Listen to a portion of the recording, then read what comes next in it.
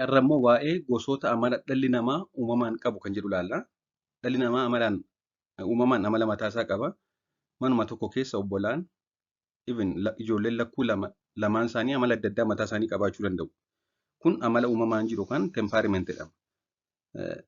Amalli kunneen barnoota, muuxannoo fi leenjiidhaan xiqqoo jijjiiramuu danda'u malee gonkumaa hin badani. Isaan kunis bakka gurguddaa afuritti qoodamu. Yoo xiqqaate amala keessan persentaa 80 kanneen keessaa bakka tokkotti ni argattu. Kan jalqabaa kanneen sanjiin jedhamanidha. Warri kun amala qilleensa hojii wal fakkaatu qabu jedhama. Isaan kun ganama yeroo ka'an wanta isaan bashannansiisu yaaduu jalqabu. Ganama gaafa kana wanta isaan bashannansiisu bakka itti bashannanaa oolan, bakka itti gammadaa oolan yaadu.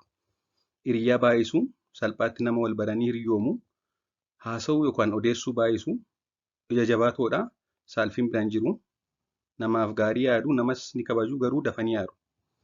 Kanneen kun amala waa dagachuu, beellama yookaan hojii barfachuu fi dafanii waa murteessuu qabu. Yeroo waa muddaman yookaan yeroo waa dhiphatan, yeroo rakkoon cimaan ta'e isaan irra gahu kan qabanii kan gadhiisan wallaalu. Warra akkasii jechuudha. Warri lammaffaan fileegmaatik jedhamu. Isaan kun akka bishaaniin wal fakkeeffamu. Warri kun ganama gaafa hirribaa ka'an yeroo hunda xiqqoo rafuu fedhu. Siree irraa harkifatu. Dafanii hirribaa hin ka'an jechuudha. Allarmii achi tursiisaa turu. Amala wal fakkaataaf tasgabba'aa qabu. Wantoota irraa of qusachuu baay'isu. Suuta jedhanii itti yaadanii waa murteessu. Waan namni isaan hin jedhes nama isaan barbaadu ni fudhatu, ni keessummeessu. Waan ariitii muddamaa fi haala jijjiiramu hin fedhan. Haala tasgabbaa, haala wal fakkaataa barbaadu. Waan ariitii, waan cinqii muddama adda addaa hin fedhan jechuudha. Waan haaraa dalaguuf kaka'umsa hin qaban, waan booris hin yaadda'an. Kireetiivii inisheeshinii hin qabanii, waa dalaguufis inisheetiivii hin qabanii, baay'ees hin dhiphatan. Boorii hin godhan jechuudha. Waa'ee boorii wanti isa yaaddessu hin jiru. Akkasumas nama isaan aarsu ittiin himan, fuulaa fuulatti ittiin himan, fuulaa fuulatti nama lolan warri kun karaa biroo miidhu kan jibba isaanii mul'isu. Yeroo muddaman yookaan yeroo dadhaban kanneen akkasii galanii ciisuu fedhu. Sirumayyuu waa dalaguu dhaabu. Sadaffaan meelaankooliik yookaan warra lafa hojii wal fakkeeffamanidha. Isaan kun ganama gaafa ka'an waa yaaddaa ka'u. Yeroo baay'ee kophaa yookaan nama muraasa waliin ta'uu fedhu. Wanti isaan jedhan yookaan wanta dalagan hundi sirrii akka ta'u fedhu. Waanuma isaan jedhan akka ta'u fedhu.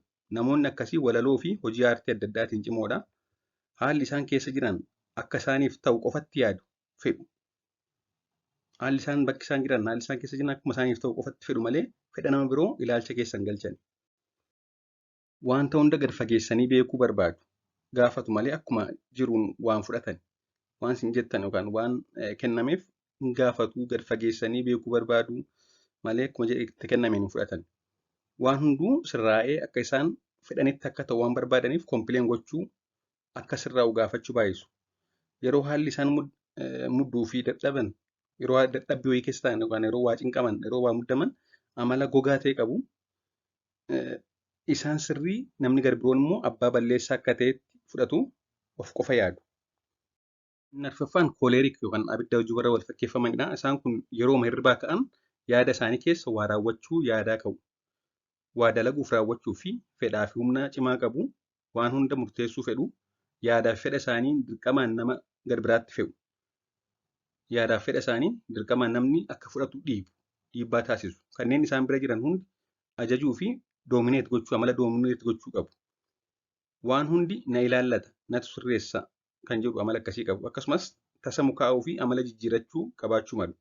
Yeroo muddamanii fi yeroo dadhaban akka gooftaatti waa murteessuu, dheekkamuu, hunda ajajuu fi nama cinqu warra akkasii yeroo waa muddaman yookaan waa aaran.